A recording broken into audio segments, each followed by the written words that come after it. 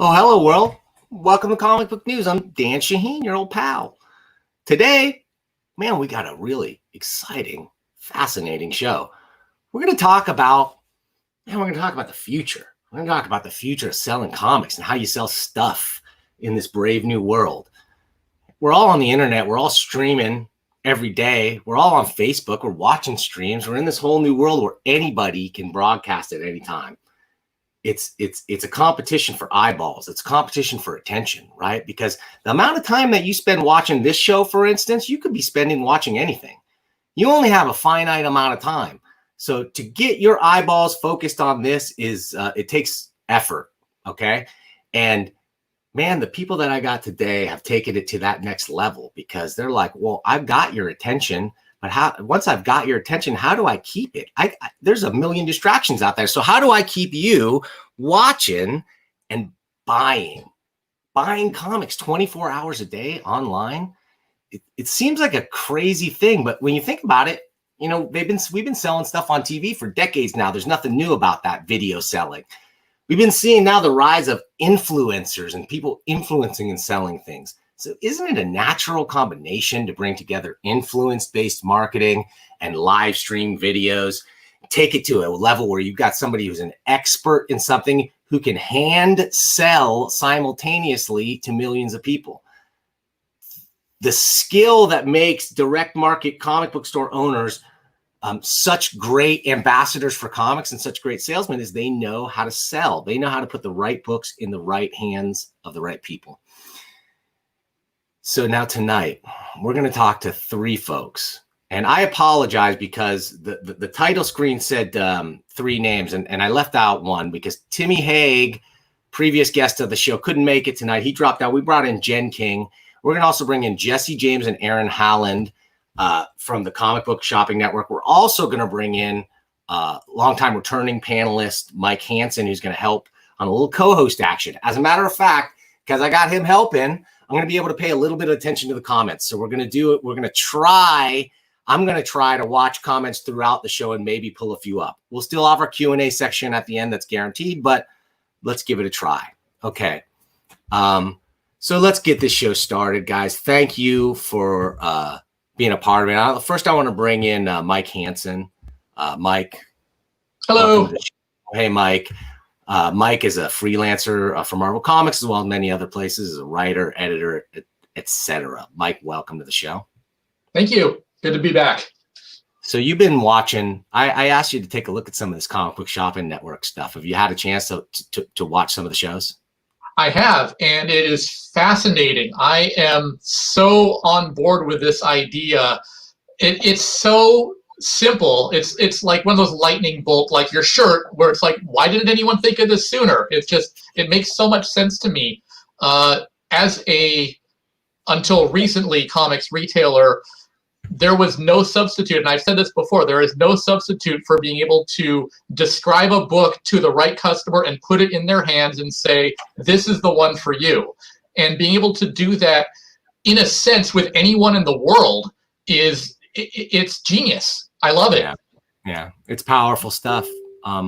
And so we've got the main man behind that genius is a man known as Jesse James Criscione. He's the creator of the Comic Book Shopping Network, but he's also brought along two of his chief cohorts in the all operation. I mean, they got 21 people doing shows 24 hours a day. It's a continual comic book grind. There's comics getting sold all the time, and that's why in their honor we are dubbing this particular episode the Comic Book Grind here for the Comic Book Shopping Network. And now I want to bring in I'm going to bring them all in. I'm going to start with brand new to the show, first timer. I'm going to bring in Aaron Haaland from A Comic Shop. Hey, Aaron. Hey, what's up? Thanks for being on the show. Yeah, no problem, man. Thanks for inviting me. Where's A Comic Shop located? Orlando, Florida. So Central Florida, yeah. Awesome. Okay. Next, I want to introduce Jen King from Space Cadets. Jen, how you doing? I've been working on trying to get you on the show for a long time, and I'm glad we were finally able to make it work tonight. Yeah, I'm sorry that my schedule is really full a lot. No worries. You got comics to sell, right? You got that comic book grind going on. I can't blame you at all. Finally, I want to bring in, I don't know, what do we call him? The mastermind? What is he? The Jizza? He's the the CBSN forms like Voltron, and Jesse James just happens to be the head. So let's bring in Jesse James. How you doing, Jesse? I am fantastic. I'm ready to rock and roll. Just one real quick thing. Jen King and I are the co-owners of the company. So both of us are the owners of the companies and the creators. Great. Just Thanks so you know. No problem. Thank you. I appreciate that. And my apologies, Jen. I like I said, you've been so busy. We've been trying to get a chance. So I want to know all about this. That's a great segue. Jen, why don't you tell us, how did this thing all get started? Please give us the high level view. What's the secret origin of the Comic Book Shopping Network? It's a crazy beginning because we were at an industry gathering, Jesse and I, and in between panels for parts of the meeting, we ended up wandering out into the hallway and sitting down and having a serious talk together about what's the future of comic books and what's going to be the next big thing. How can we stay a step ahead of what's going on now so that we're ready for whatever's happening next? And that's when the idea behind what became the Comic Book Shopping Network was born. We didn't have it fully fleshed out for what it was going to look like or how we would get a bunch of people together to sell comic books and not feel like it was a competition with each other, but instead a big collective of people that were benefiting each other. And it took a little while to get all that rolling, but 2 years ago we started. We've had our 2-year anniversary as a network, and it's worked out so well. I mean, I don't know if some of the stores on the network would have survived through COVID, being completely shut down as a storefront, if they didn't also have this way to sell. It's fascinating stuff to me, and to me, the genius stroke is just that. To get two retailers to work together is not easy, right? How in the world do you get 21 to cooperate, Jesse? How do you do this thing? Well, I think the big concept was that originally we were coming together to help orphan customers across the nation that didn't have comic book stores. So we were already dealing with people that didn't have comic book stores. So what was the best way to do was to introduce them to 21 stores across the nation, or 10 at that time. So I think it really came down to finding your allies that have been with you in the trenches. If you look at most of the shows, you can find 20, 30 pictures of me with them over the last, 7 to 10 years. So it was really a matter of getting great allies together, like Aaron, and giving them the opportunity to sell one more book every day. That's really awesome. So Aaron, I've seen you've had a social media YouTube presence for like a really long time. And so what made you decide it was worth, taking what you've already gained as far as, followers, et cetera, and like throw into a collective like this? What made it worth your while? Well, the thing was, I go to cons all the time. I love going to cons, hanging out at the bars, going to after parties, just kind of like smoozing with the creators and other retailers. So Jesse and I hit it off really well, really early on, and we just vibed as two laid back guys that just wanted to sell comics, just love comics, want to sell comics. And then I don't know if he introduced me to Jen or just we were all at one of the Kirkman things or whatnot, and Jen has a great vibe too. We all just really seem to get along, and none of us are we love to sell comics. We'll sell comics all day long, but none of us are like cutthroat or any like trying to pull one over on anyone or anything like that. Not that that's prevalent, but that's always a thing. Like when you're doing deals with people, and it seems like they always get the best end of the deal. Like it's never that way with us. It's always just like, okay, we all just want to sell comics, and I have absolutely no problem with bringing my customers to the network because I know that they're going to see things that I can't provide, like see things that like okay, they want this first appearance or this issue, and it's like, yeah, I wish I had that, but I haven't had that in like 6 months. Maybe one day I'll have that again when it walks in the door. But it was just I like being part of something. I like being part of a collective of other like-minded people that I can bounce ideas off of and get inspired by. Really get inspired by. So I still do my own shows on my own page on certain days, but I love the Comic Book Shopping Network. It's fun, and the camaraderie is really there. And Jesse and Jen have built something truly unique in this industry. Okay, you have indeed built something is right. And Jesse was putting it together earlier. We were talking about it a little bit. He's like, yeah, it's pulled together from this and that, and sort of. It's like a Rube Goldberg machine, if we want to make a comic reference, right? It's a lot of different things kind of tied together. I want to understand the mechanics of this thing real quick. Break it down to me. Who wants to explain to the people here? How does this thing work? If I want to get involved and start buying comics from you guys, what do I have to do? The getting involved in the buying part is pretty simple. Just find the network on Facebook, just Comic Book Shopping Network, CBSN. And the way we've kind of made it safe for both our customers and for us is we let them know that we've vetted all of our sellers. So it's not just anybody selling on the network. They are scheduled out, real vetted shops and sellers that we know we can trust to be able to keep up with shipping and be able to do good customer service and be understandable on screen and give fair deals and be ethical in their dealings.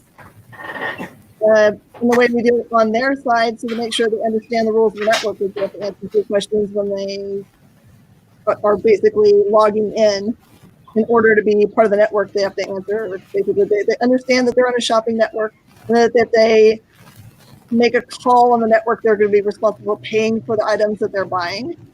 And it makes it a pretty safe place both ways, so we don't have a lot of difficulties. Like, I didn't understand what I was getting myself into.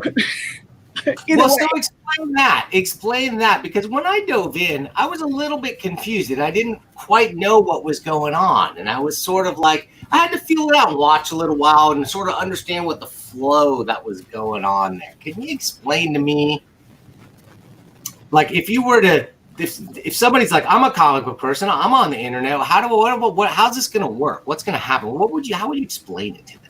I think the simplest way to explain Comic Book Shopping Network is there's no difference between you walking into a comic book store and getting serviced or you being online and being serviced. The difference is you're with a group of comic book fans. So there's a live experience. There's this notion of excitement. There's this notion of competitiveness.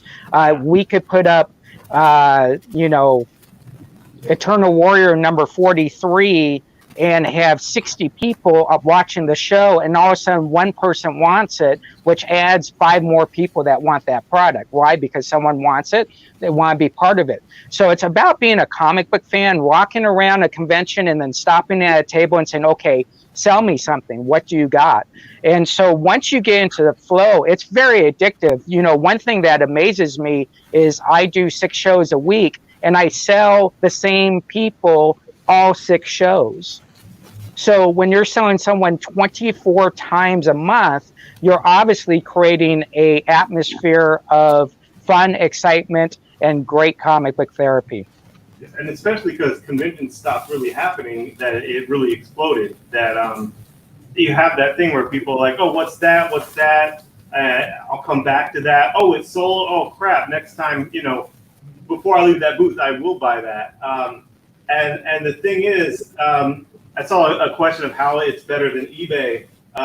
One thing for me, how it's better than eBay is having a face to the name, having that like, okay, this is the guy, I know him, I know what he or she looks like, I know what their interests are, and the combined shipping. The combined shipping where it's like, okay, on eBay, you either pay shipping to this dealer, whatever. But with me or with Jesse or with Jen, like say they buy, it says 6 shows a week, they can literally buy something on all 6 shows and just pay 1 shipping cost. It all goes in the same box. So okay, explain that. That is a critical piece. I'll let you guys explain that. Operation. So everybody has different shipping criteria. So our shipping is probably one of the easiest shipping. It's $13.99. You can fill up a short box, which is 150 comics, or before you fill up that short box, you just tell us you want it shipped. Obviously, if you buy less than 10 comics, it's $8.15. The whole object is at the end of the week, the average customer, and I'm just talking about my show, the average customer on the binge bar, which is my show, buys anywhere from about 150 to 300 books a week from me. So, and I want to make one statement about eBay. eBay, you go to something specific. We're on Comic Book Shopping Network. We're providing you a plethora of great comic book product. Absolutely. And I love the ability to ask questions live. And then even the banter that I'm seeing between the people that are watching, it's just something you're never going to get out of the eBay experience. It's an actual, it's actually entertaining as opposed to just like a drag of clicking through listings on eBay. I really love that part of it. I really like that comparison to going to a comic book convention. I mean, it was killing me not to be in San Diego this past week. And being able to be on that floor and see the dozens and dozens of retailers that all have their own unique selections, and just getting to browse and check out all the cool stuff they have. And yeah, I see what you guys are doing with the Comic Book Shopping Network, very, very similar to that. It's like being on the retail floor and just getting to experience. You never know what you're going to see unless you're watching. And as far as the eBay comparison, do any of you guys are you guys negotiable on prices, or are they all like a buy it now price essentially? Great question. Every show is a little bit different. And I would say that almost all the shows are negotiable shows, unless they're for example, today we did new comic books. It's a new comic book day for us for the books that are releasing tomorrow. Those aren't negotiable prices because those are new goods that doesn't make any sense to do negotiations on. But for things that came from collections that we just acquired, it never hurts to ask. We can say yes or no. It depends on what the offer is. But for example, Aaron's show has a very good give and take for people offering him for deals, and he often says yes. So he actually gets a lot of hits because he is known as being a very open to offers show, and they love that. And how do they do that, Aaron? Do they ask in the comments or direct message you, or? No, in the comments, but a lot of times it's more like I don't want to just take $1 or $2 less on this. It's like, okay, do you want more than one thing? This, and this for this price? That's stuff that you do at a con behind the booth. It's like, oh, is there anything else you want? I don't necessarily want to sell this $40 con for $30, but if you want some of this other stuff that I might have a lot more wiggle room in, then now we're talking. Let's find a win-win. And so I just always like to look for the win-win. Okay, well, what else are you interested in? Oh, you like Moon Knight? I got this. And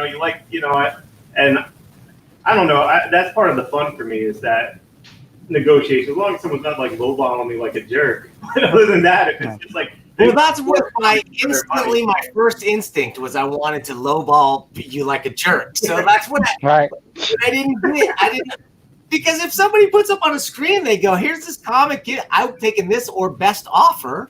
Right. What does that mean? I'll give you an offer. I'll make you an offer for sure. But so how does that how do you deal with that kind of stuff? Is it on a show by show basis? Do you put up your policies at the beginning of the show somehow to explain how it works, or I don't know. What's your methodology? I'm getting ready to do my 550th show tomorrow night, and I think at some point you have to realize that you have to be consistent.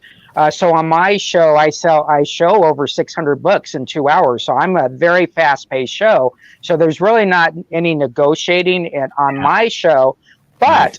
On the flip end, we did a show, I believe it was last Thursday, where we only had 200 books from Scout Comics, and we planned our show with Scout Comics, and we really priced stuff great for the public, but we sold out in 30 minutes. So what happens is you have to adjust and you have to start bringing out your big boy comics. And some comics are 100 to 200. And then you just start to remember, well, you know, I really only paid 50 for that. So if I get this out of my store for $75, why wouldn't I do that? But I think it's about flow. As stores start to get more shows underneath them, you'll see that they start to create this, the members actually tell you what the rules are during the show. Oh, hey, he doesn't do that. Oh, make sure you don't say claim on that show, whatever it is. So the fans really come to the dance on these shows. It really is like going to having the different comic shops maybe in your hometown or something, and you know Jesse buys westerns and Jen buys Silver Age superhero stuff or whatever. Like knowing who to go to and who will give the best prices and whatever. I love that concept. I think the other big thing that makes the network so much different, other than the fact that our buyers are actually conversing with each other and becoming friends and creating community themselves just during the comment stuff. I don't think on eBay you're ever going to go in and look at an object and have the creator show up and be like, hey, how you doing? This book's really great. And that's what happens on the network all the time. I'll be selling books. The creator comes on and says, hey, Jen, I see you're selling my books. How you doing? I mean, that's mind-blowing. Where else are you going to do that? What a QVC moment. That's like Suzanne Summers dropping in to sell your Thigh Masters for you, right? Right, yeah. Beautiful. Yeah, we actually had on the Scout show, we had James Hake on there, the president of it, and we actually were selling out of books, and James was actually taking orders for me at his warehouse and filling in the oversells. So that's a big direction that we want to look at going forward, is when we say community, gain the whole industry involved down to the writer, creator, artist, inker, owner, vice president. I think that's a great experience to bring to our shows. It feels like as a collective of online retailers that you're almost like the Image Comics of comics retail. Like instead of you being a collective of publishers, self-publishers, you're a collective of resellers. Does that sound accurate, or? Yeah, we're slingers. I don't think we were rebelling from anything necessarily. Yeah. But so here's the difference, though, maybe, and tell me if I'm wrong. In the Image scenario, Image gets a kickback, right? They do the administrative stuff. They do the central stuff. So is anybody who's involved in this network, if there's a retailer, and by the way, I know a few retailers out there who are very jealous that they could not get involved and that a couple people got in and they couldn't get in, and there's jockeying and there's and everything else. That's all. But so, like, what if you become, let's say I become a retailer in the comic book shopping network? What am I, like, all the sales that happen during my time slot all go to me, or what? How much goes back to the network, or how does it work like that? The network takes no money whatsoever. Wow. Right. Just use it as a collective to benefit all the shows, right? So that's the benefit to me. That's the benefit to Jesse. It allows us to give us a very healthy place to keep the industry healthy, because we saw that there was going to be some trouble coming ahead when we saw this starting, like the stores kind of withdrawing. We had some big stores closing as people retired out. Instead of selling their store, they would just close it. We saw that we wanted to do anything we could to make sure that we were going to have a place for the industry to succeed. And this model is actually duplicate. You could duplicate it anytime you wanted to, but I don't know that they would be able to duplicate it with the kind of a camaraderie we've got amongst the stores, since we all know each other a little bit. It helps a lot. Yeah, I think one of the great benefits that we do get on Comic Book Shopping Network is when I am negotiating or Jen's negotiating, it's a very simple thing. Show our banner. And that's our community. That is our family, and our family is ready to work with any publisher, any stores out there. And me and Jen have talked to hundreds of stores. I mean, hundreds of stores. And when you tell them the commitment that you have to put into it, because it's just not a 2-hour show, it's prepping and all that. It's a lot of work. And but the team that we have now, for them being with us, being able to show them on a banner, that I couldn't ask for anything else. Okay, you talk about a lot of the prep involved, and one of the things I wanted to talk about is, like, on QVC, I'd turn on that, and I used to like tuning in during certain times of the day because maybe the knife show was on, and I like the knife guys, or whatever. You know what I mean? They have different themes. So, like, when I go on, Jen mentioned she's selling brand new comics that came out today. That surprised me a little bit. I assumed it was all going to be back issues or maybe variants or things that you would sell at a higher margin than normal. So let me go around the horn here and just explain to me what makes your particular show special or different, if it is, than other shows on the CBSN. And let me start with, we started with Jen. She started talking about new comics. So why don't you start, please? Okay, so it's interesting. I've actually got 4 shows on the network, and all of them are completely unique. So I have a show on Mondays. It's called Lunch Trek, and everything's $2, which is kind of a fun show just to pick up and get a bunch of extra reading copies for your collection. I have a show on Saturday, which is where I put all my higher end stuff. That one's what I call my welcome to the run show. So you'll see runs there a lot. And then Tuesday is my new comic books. And then Wednesday, I do a completely different format of show. All those shows happen back here at this screen. The other one is a Wednesday morning walk around where I go and have a handheld camera that I walk around with in my main space. And we do a personal shopping. I say, drive me like a bus. I'll go to any drawer you want to look in. And so it also lets them look around my shop so they get to see what it would look like if they wanted to come and actually be in that space too. So they're all different. That's a really clever, that's a clever idea to do during the pandemic in particular, when so many people are reluctant to leave their homes to go do inessential shopping. I mean, I treat comics like breathing, but I know not everyone does. So I can understand why a lot of retailers, a lot of brick and mortar stores have been reporting lower sales in the last few months, lower walk-in volume. So I think that this is a great way to kind of fill that gap, to get a lot of people to be able to find what they're looking for while feeling safe at the same time. Great point. Jesse, I know you thought, correct me if I'm wrong, I thought you were kind of like previously mostly like a big convention dealer. A lot of convention work that you did. Is that right? And did you deal in exclusive convention variants? Was that in your purview before? So over my tenure in the comic book industry in San Diego, I was one of the biggest buyers. I would actually buy so much in San Diego, thousands pieces a day. I would have to drive it back to Phoenix every night and drive back to the morning 5 days a week. And I did this for 7 years. But where my expertise really came into, I'm just now doing my 289th store exclusives. So I'm very big into the exclusive world. I have very nice ties. I use my great allies. I just did my 500 show where we had 5 exclusives for that show, over 400 copies. We sold all of them out in 15 minutes. So we've developed a great fan base that kind of wants all 289 of my exclusives. We have 290 coming out in a couple of weeks as well. So what I really went out was I wanted to really master taking care of a group of customers that could rely on me every month to give them something special that just came from my store. I have an 8,000 square foot store, so I have a lot to work with. But at the end of the day, our specialty was really conventions, flying all over the place, and exclusives. Wow. Aaron, what about you? What's different about your show? I mean, my show, we do have new comics and the new variants. We do runs whenever, I have a complete run of stuff from collections.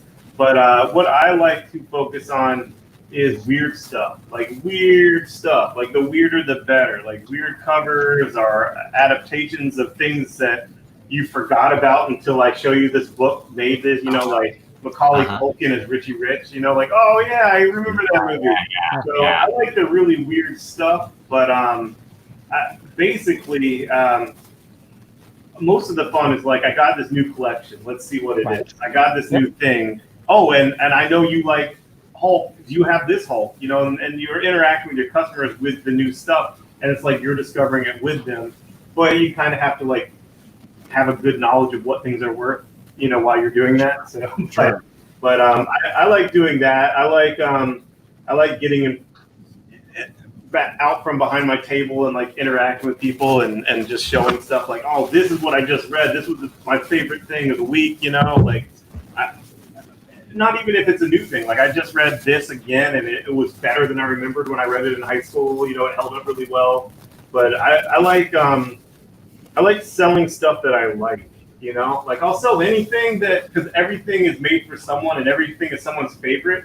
But I really, really, really like, what really gets me going is selling stuff that I like. If I can sell a Booster Gold comic, I'm just thrilled. I'm in a great mood. You know, I pulled some Booster Gold tonight. I'm like, yes, Booster. So Jesse's like that with NFL Super Pro and stuff like that. So, you know, it's fun. It's fun to have like, just like, I like to have my show be me, my personality, me interacting with people that also like this stuff. It's fun. Yeah. And I just did a post, I think it was yesterday, showing my prep time. My team actually puts the 2 long boxes together for me. I actually sleep all the way to 2 minutes before the show starts. And they actually come get me and say it's time. So that when I'm showing books, I'm like beyond excited. I'm like, holy cow, NFL Super Pro number 5, because I don't know what I'm showing. And I truly believe that a good portion of our sales, I would almost say as high as 75%, is personality driven more than actual comic book. And I think people like that. I think it's Aaron awesome. made a really good point there about how there is a comic book for everyone. Yeah. So the idea of being able to sell on the internet, you're so much more likely to find the right match for the right book you want to sell, because you're reaching the whole world as opposed to, you know, whoever happens to walk into your store in your town that day. Yes, there was a great example tonight. The last week I got Battle of the Planets Gold Key, first appearance of Battle of the Planets. Right, I had number 1 through 6, and I was so excited about them, and they were such good condition. I priced them so fair, and I had them on the show last week. It was just crickets. I'm like, I've been on thinking people ask me for Battle of the Planets, you know, and I have the grails of Battle of the Planets, and then I put it out tonight, and it sold tonight, no problem. So it was just the right person watching, the right person. That's exactly it. There's so many things I used to have in my store when I had my store that I'd go, man, if I walked into this store, I'd be like, oh my God, that is amazing. But I have hundreds of people just walk by it and never even, you know, look twice. I was hoping Timmy was going to be on this show too, because I bought this from him on a show recently. He said I made his night that night. I couldn't pass it up. He gave me a good deal on it. And while he was at it, I was like, hey, Timmy, you got any beautiful stories for ugly children? Nice. Yeah, there you go. Yeah. That's a comic you guys probably have had sitting around in your bin somewhere forever, right? It goes for $10 or something in the guide, but nobody's buying that thing in your store. But I can't find it for the life of me, and I was all over it, dude. So that right there, the light bulb went on. That there's not a lot of value in putting this on eBay, digging through all your bins, scanning every comic, listing everything, praying for it. But man, if you can put it up and be like, dude, this is a great comic, and you got 1,000 people watching, and somebody's like, yeah, that is great, or they're a Mr. Bungle fan maybe, and they like this, right? We're in the right town for that, Dan. Yep. What's that? We're in the right town for that. Yeah. Oh, that's right.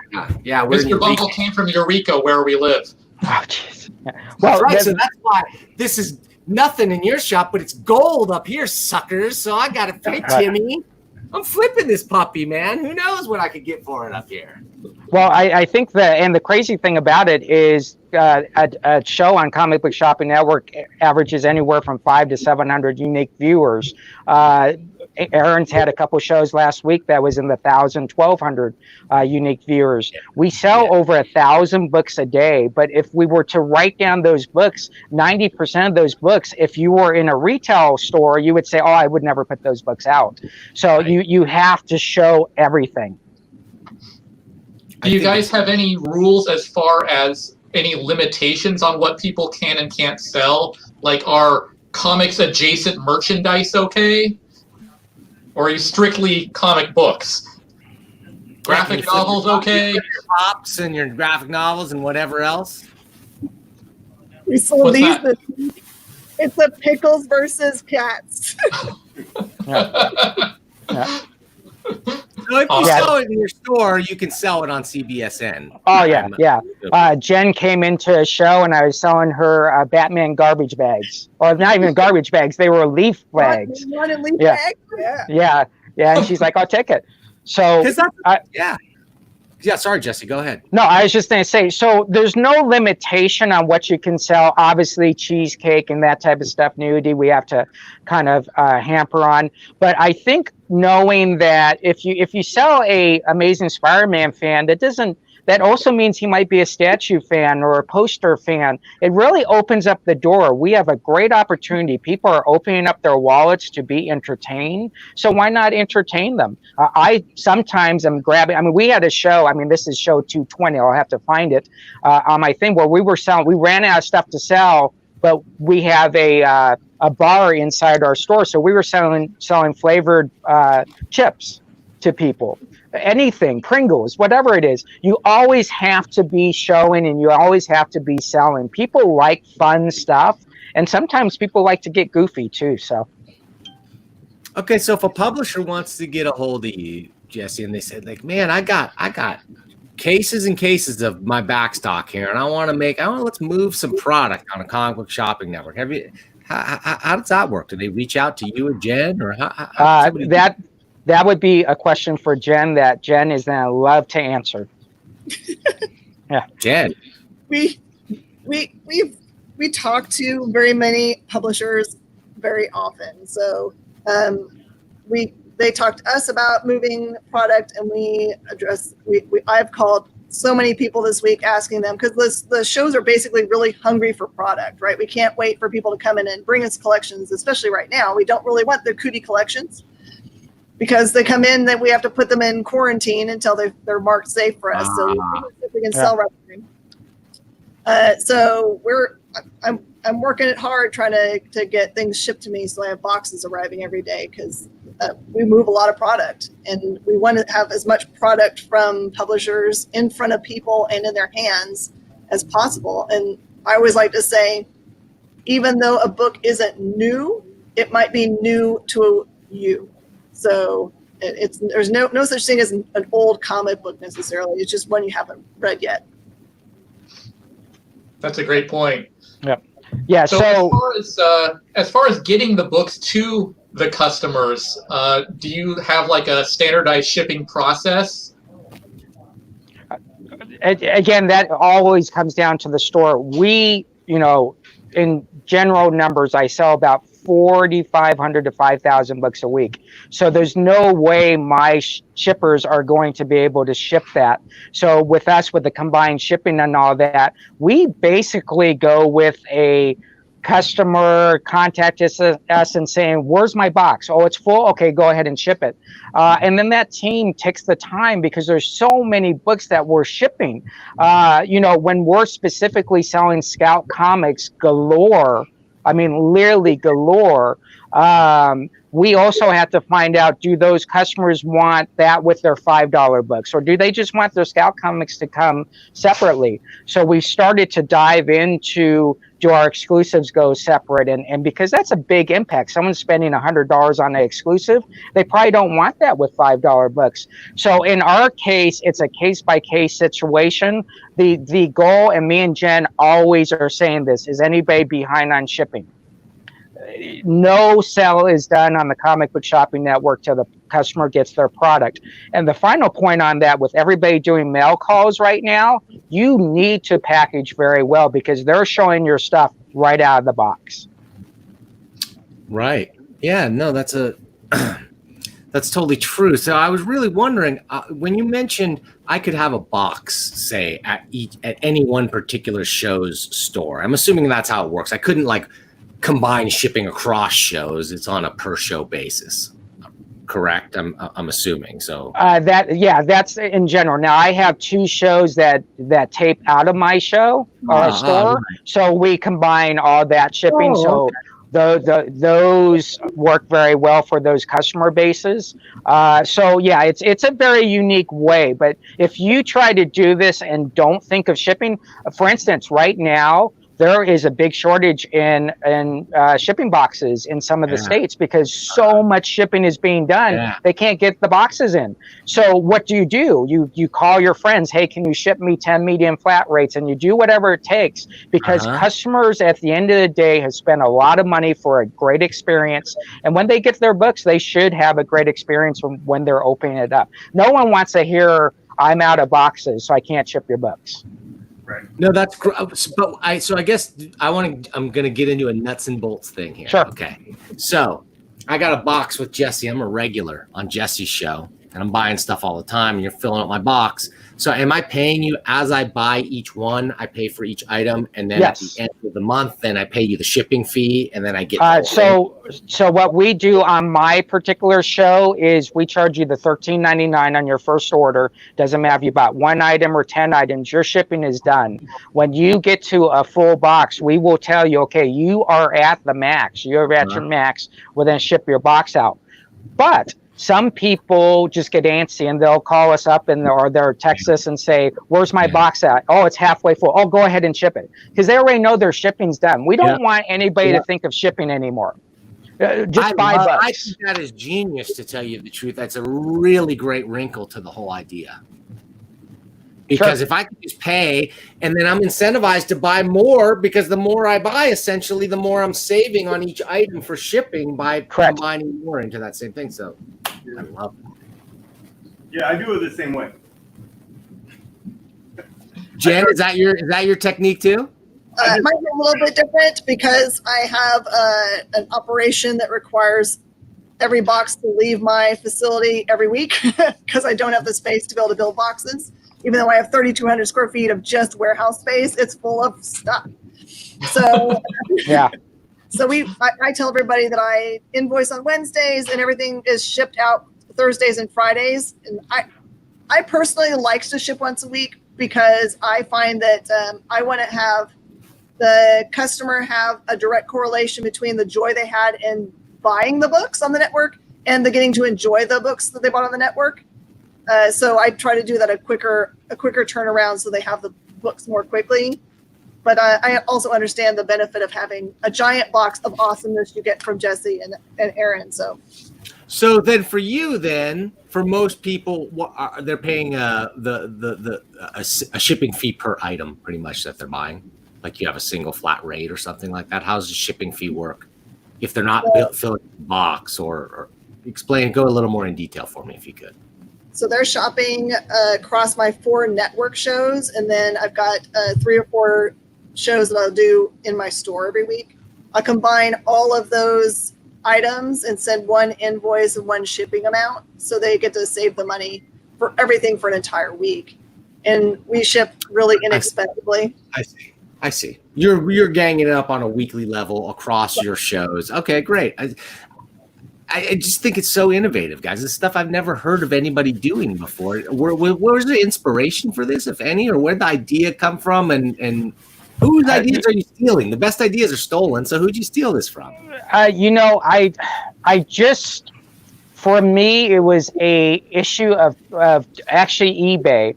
And where a customer would email me and say, man, I just can't get any Big Dog Ink comics in my city. My store went out of business. Can you help me? So I started thinking of all these orphan customers that didn't have anywhere to shop, and their experience was only going to be eBay or hopefully a convention.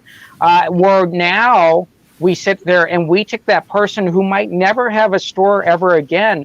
They now have 21 stores that they can choose from and fill their weeklies or new books or whatever it is. And I think providing those orphan customers was really where this all started from. I will tell you this, when everything hopefully goes back to normal, those customers, they're still going to be orphan customers. They still won't have comic book stores. So that customer base will continue to be our customer base. We ship all around the world to customers that are fighting and crying for books. And we're just saying, what do you need? We'll take care of it. Some of my best customers that we wait a month to ship because they want to fill up their boxes, their shipping sometimes is $125, $150. But guess what? They filled their need. They got some great comic book therapy. They got to a great experience. And I think that's where my motivation is helping that person that really can't get into the car and go to their comic book store down the street. Well, I think you're providing a great service, not just this time, but in general. Guys, I think this is more and more the way things are going to be sold, not just comics. I just think things. This is just, this makes so much sense to me, what you're doing. I think there's going to be different methods and technologies in different ways. One thing that I'm really curious about is, okay, if you put up a show, an item on your show, and it doesn't sell during the show, is there some way for me to watch the show later and buy that thing? Or is there some listing somewhere I could go to and buy it now off of? Or how does that part work? Aaron, you're raising an eyebrow. Do you have a thought? Yeah, Jen and Jesse have talked about this before. A lot of times it's, people can watch the show again and just send us messages like, hey, you still have this, the locals that watch the show and later say, hey, where's the stuff that didn't sell on the show? But they've been talking about doing something to make it, I don't know, more convenient. I'll let them answer that question. Okay. Yeah, please. This is going to come up kind of probably egotistical, but I have a huge sell rate on my show. So I don't really have that many comics to sell afterwards. And so when my team's picking for the show, they're picking specifically for every type of customer that we have. Then what they do in front of me, I have a case of about 17 cubby holes that when a customer comes on, I know they collect Superman. Oh, hey, guess what? We got this Superman stack up next. And so we're really programmed to sell out. Now, Jen and I will tell you, our sell-throughs after the show, especially on new issues, DC Comics, exclusives, our partnership with Scout to sell more of their product, and a great partnership that is, or Big Dog Inc. or Coffin Comics, those customers will rewatch and place orders, and we'll go out and try to find those books if we do sell out. So every show has its rhyme or reason. I'm about turn rate, sell-throughs, and bottom line, so we really push through some books. That part to me is so great. The focus on the turns and the sell-through, Jesse, and what like so many comic stores don't get. Like if you can just make things move and have more turns, that is going to improve your business by itself. Like just getting that volume going. Right, and that cash flow to invest in the next collection you buy, the next collection you buy, so you have fresh stuff. Like clear out your old stuff so you have the cash flow to get new stuff. Yes. Mike, I'm sorry. Were you going to ask something? I cut you off. Oh, well, just to follow up on that, let's say that, someone backed out of a sale, like someone claimed a book that you had in your stream, and then either they flaked on it or they, messaged you and said, I'm sorry, I can't, I have a hospital bill all of a sudden, or whatever. How do you guys handle those types of situations, and what do you do for that? And also, to answer the question that was on the screen for so long, do you guys do international shipping? Is it strictly American, or is it worldwide, or is it on a case-by-case basis kind of thing? And follow up. I ship international. That's not an issue there. We have a very nice vetting process for our customer base that buys from us. So to put it in general, it's kind of because I do all the vetting. For every 10 people that apply, we approve about 6 people. So I come from big corporate America where returns, people, credit card declines and all that is about 5 to 7%. The Comic Book Shopping Network, because of our vetting of our 3,600 plus customers, we have less than a 0.001% non-pay. And that 1%, I'm able to recover probably about 90% of it through great dialect and understanding. Yeah. I love that you're even tracking those kind of numbers with that kind of fidelity, because I'll tell you, most people are not looking at those kind of numbers at all. Yeah, it's very important. If you have 5 people fight for a book and the person that wins it doesn't pay, that like sucks for the other 4 people. So we're very, very, very committed to bring great vetted customers to the show. So have you had to ban like somebody who was maybe a deadbeat or whatever, had repeated incidents, and you'd have to just cut them off? In 2 years, we have a ban list of 11 people. Okay. That ain't bad, because I got a ban list of like 100 people on the channel alone. So yeah. So good work. Sometimes I just ban people because they annoy me. But, not on the Comic Book Shopping Network, not on that. But Yeah. Well, man, if only you had that kind of ban button in your physical store, right? I noticed a couple people. Oh my gosh! Yeah. Well, guys, I mean, you're showing to me like a new road, because honestly, I want to open a new comic book store. And after watching you guys for a while, I've actually started to go, do I even need a retail brick and mortar location? I don't know that you need one. I think that every day. Like with my store. I'm like, I open my store, because Florida is, kind of a hotbed right now. So I open it from 2 to 4 or 2 to 6, just 4 hours. And it's almost all just regulars. And, everyone's wearing a mask. And, it's never that many people in here. But I'm thinking like, okay, so here's how much sales I did in those 4 hours. And then these are the sales I did when I turned my camera on. I'm like, do I really need, I need somewhere to turn the camera on. And I, if I did it at home, I'd drive my wife crazy. But I need somewhere, and this is established, and I do have the regulars. But I do think, do I still really need this store? When's my lease up? And I'm gonna have. That's what I'm saying. If you were starting today, right? I mean, could you do the math and start saying there's a way I could do it, and I could save so much on this expensive retail location, and maybe find something cheaper? Like, there's different. Right. Well, I look at it every day, and I have a 8,000 square foot full store. I'm not talking about storage, and then I have a 1,300 storage store next door. Where are you? Where in the world are you within there's an 8,000 square foot? I'm in Glendale, Arizona. So, but this is what happens. I do all my sales in less than 100 square feet. Yeah. And so it's an amazing thought process. I think the one thing that I miss right now, because we're not open to the public at all, going on 4 months, is just talking to customers about history. This is my 38th year doing this. And so I like talking about culture and tradition to a customer, sometimes one-on-one, or handing them their books or upselling them after they do their pull box. So there's some stuff you do lose, but if you took a business 101 course and we just showed this to you, it would be hard pressed for you to spend tens of thousands of dollars to open up a store when you wouldn't just have to have a camera, a pen, paper, and comics. That's what I'm saying. And frankly, when you got a setup like this, you got a green screen or whatever, you can be anywhere. You can have anything, and you can present what you want to present. I think the possibilities are endless. I love it. So am I seeing right now for the 3 of you, is what's behind you what people are going to normally be seeing during your live stream? Is that your setup for selling your books?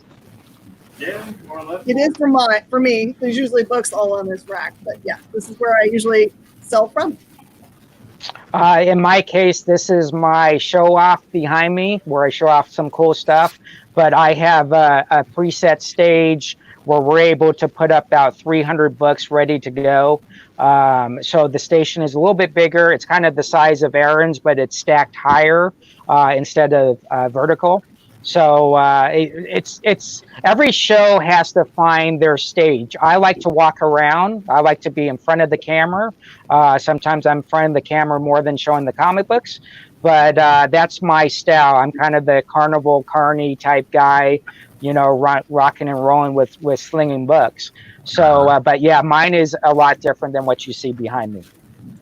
Hey, Mike, I wanted you to, Aaron was talking about the kooky stuff and alternate covers, and you showed me some stuff back. So do you want to show this stuff to him? Because I want to just see like what your opinion is with something like this, because this blew me away when he showed me the guys. I was hoping that you'd ask me that, because Aaron, you said you like all the kind of esoteric and unusual stuff, and that is my bread and butter. Particularly in my freelance research work for Marvel, what I do is I assemble the contents of a lot of their graphic novels, collecting their older material. If you're familiar with the Star Wars Epic collections, I put all of those together.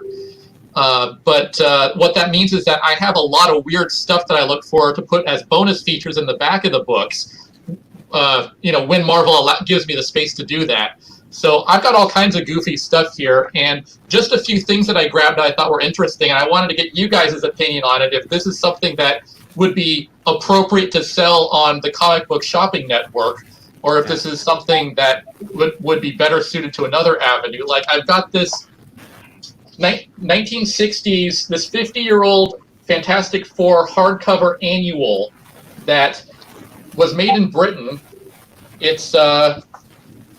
It's not price clipped. A lot of these get price clipped here. And then what's unusual about it is, like a lot of the reprints back then, most of the Marvel UK stuff was in black and white. Right. And they didn't know how the heck to color it. So if you want a very unique reprint of some Jack Kirby with incorrectly colored characters like Doctor Doom here, Right. This is the kind of weird stuff that I'm looking at every day, pretty much. Does that kind of stuff move on CBSN or what? I will tell you, we have already sold 30 copies of that. Listen, everything's about presentation, and if you present it to a comic book fan, they're going to want it if you present it well. If you just say, hey, I got this mouse, it's black, $10, they're probably not going to want it. But if you say, I got this mouse from 1950, you're not going to be able to keep up with your screen. So I think it's engaging with your customers, making stuff fun, and then going on to the next thing. So, we've had shows where, everybody jokes about my NFL Super Pro #1s, where I'll joke around and I'll put up 50 copies. It's NFL Super Pro #1, and we're sold out in 5 minutes to people who had no idea they wanted an NFL Super Pro #1. Yeah. So I remember that's when those what's came great. out, and you couldn't give them away when they first came out. They had relatively low print runs compared to most of the Marvel stuff back then, but it's such a weird thing, and you've got all kinds of football fans you can sell it to. There's a lot of opportunities to go after a new target market. And the reason why I have so many is because I was taking all the ones everybody was giving away. So but it's a great thing. Yeah. Get excited, get pumped up. You're selling comic books, folks. And when people come to us, they're getting away from everything. And when you're able to show them culture, tradition, something that says, oh my gosh, I remember being on my Huffy bike in 1987, going to 7-Eleven, getting that in the rack. Oh my gosh, I can get that again. That's, I think, why people buy comic books and they love back issues. Yeah. Underground. Yeah. This is underground. Yeah. Oh, yeah. Yeah. Let me show you guys a couple other things real quick here. Sure. All right, cool. Sure. Yeah. Your green screen is messing with your comics, dude. I know. I know. Yeah. Okay. I've also got a set of the first British appearances of the Punisher. Nice. These are horizontal black and white Marvel books. I don't know if you can tell because my screen's a little blurry, but the cover is a redrawn variant that you can only see in these British editions. Here's the second Punisher cover. Same thing. The Punisher has been redrawn at the bottom compared to the original. And then there's another issue that came out between those two where these things had these insane centerfolds that most people in America, most American comics fans have never seen because almost none have been reprinted anywhere. But this is an exclusive Punisher centerfold drawn in the mid-'70s by Marshall Rogers that's never been reprinted. Wow. So I think these as a set might be something pretty cool to sell. What do you guys think? Yeah. So, Yeah. Yeah. People claiming it. You know what's funny is, Yeah, you know what I'm talking about. Yeah.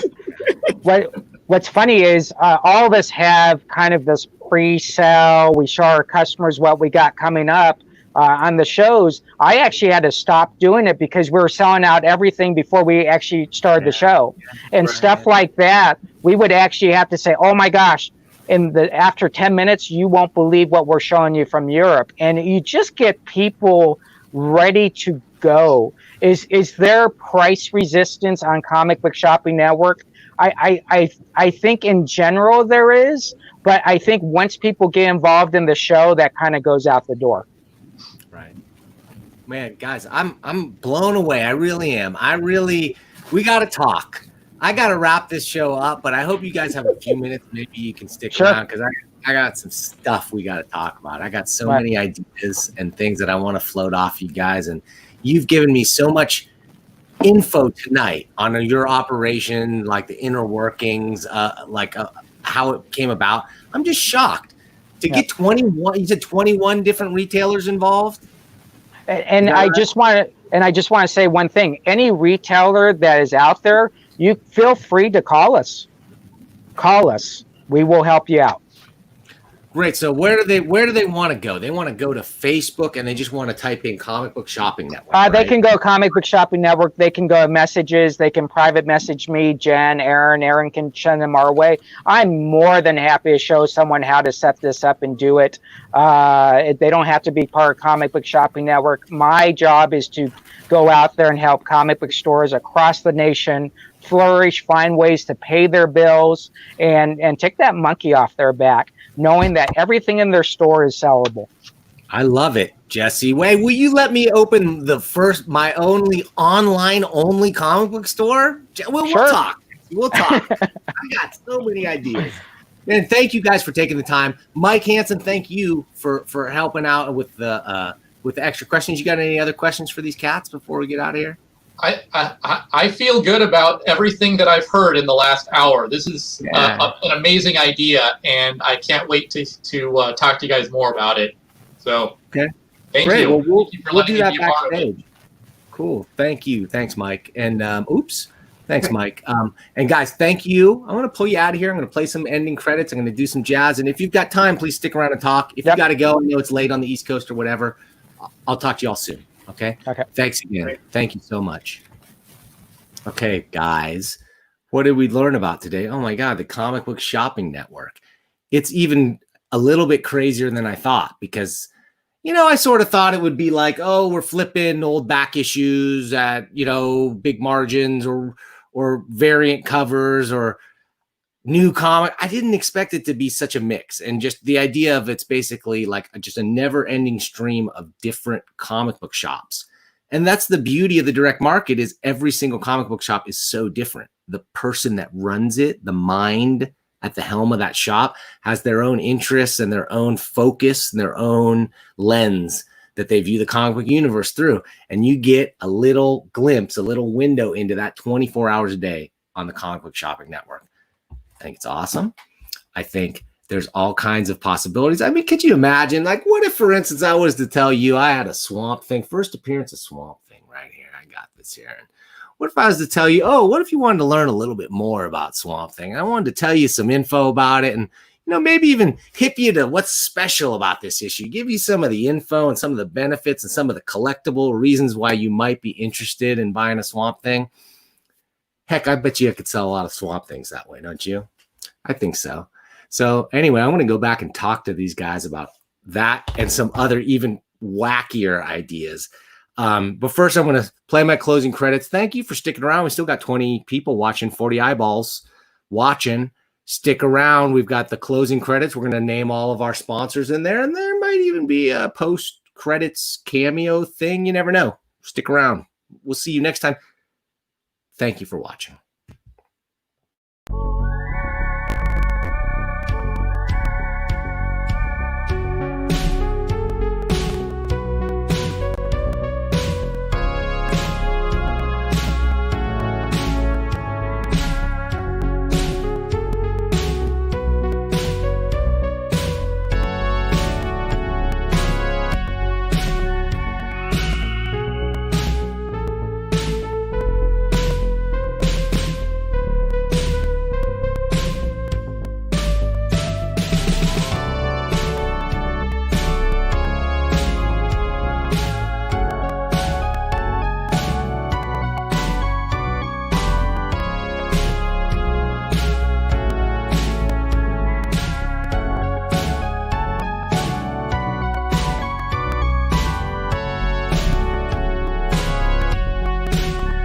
we'll try to explain our thinking on how we're coming across and why we're doing overkill the way You it can is. think and draw at the same time? Yeah, and especially if it's going to be overkill, his equipment's got to be overkill as well. Oh, heck yeah. Always Okay, remember, he's tough, but he's not violent. Okay, along those lines, he's got the biggest shoulder pads ever existed. It's like I figured he would. Okay, I'm going to give him some big knee pads here, because a guy like him that's got some armor and got some guns and Has stuff to have like that knee pads. is going to. Boy, he looks grim, doesn't he?